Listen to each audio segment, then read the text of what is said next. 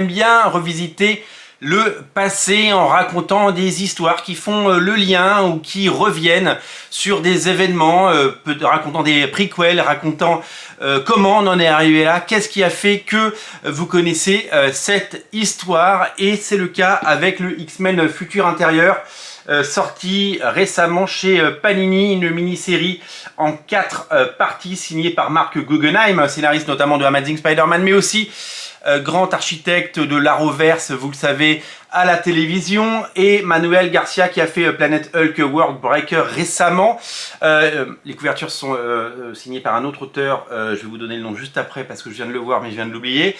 Il s'agit de raconter les événements qui se sont passés avant Days of the Future Past, la saga culte de Chris Claremont et John Byrne, adaptée très librement au cinéma par Bryan Singer. C'était d'ailleurs un film plutôt correct, que j'ai revu récemment et qui est plutôt bien vieilli comparé à d'autres.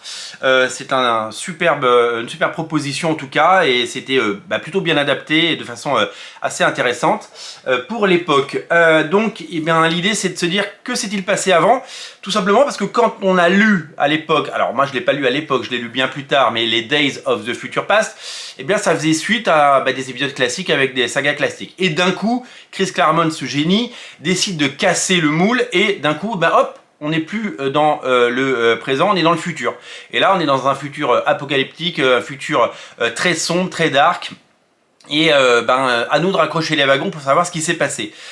C'est pas la première fois qu'il fera ça, c'est pas la première fois que Marvel qui usera ce process pour déstabiliser, pour casser le rythme, pour étonner le lecteur. Et c'est vrai que si on lit les épisodes à la suite, on ne sait pas vraiment ce qui s'est passé, comment on est arrivé là, même si c'est expliqué. Marvel a décidé de nous couper la viande en petits morceaux en nous proposant de découvrir comment on en est arrivé là, en racontant cette histoire qui donc vient s'interposer, se caler. Alors, vous pouvez la lire évidemment si vous êtes un complétiste et un fou furieux comme moi, mais vous pouvez également vivre sans.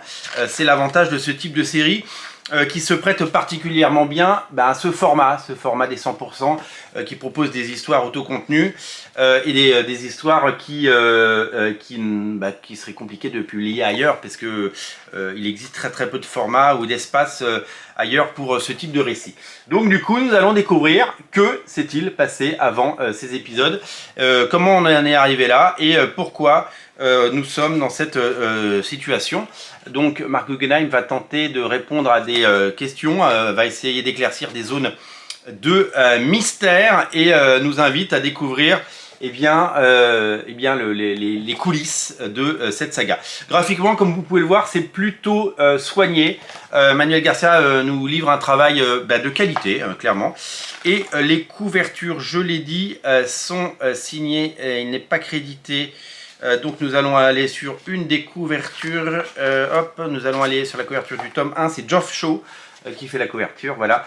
Cette couverture qui a été reprise pour l'édition française. Il est question évidemment bien entendu de Sentinelle, et puis il y a toute une ribambelle de couvertures avec à la fin, avec une galerie, avec du bien sûr Rob Liefeld, Stefano Caselli, des dessinateurs comme Christopher Allen, Francesco Manna ou Mateusz Manahani. Voilà, donc tous sont venus faire quelques couvertures pour que ce projet soit complet. Si vous êtes un complétiste des X-Men, si vous êtes fan des X-Men, si vous avez adoré cette période et que vous souhaitez la revisiter, ce bouquin est fait pour vous. Il est disponible chez votre libraire, et je vous rappelle que cet été, on passe dire bonjour à sa grand-mère et à votre libraire, c'est important. Salut!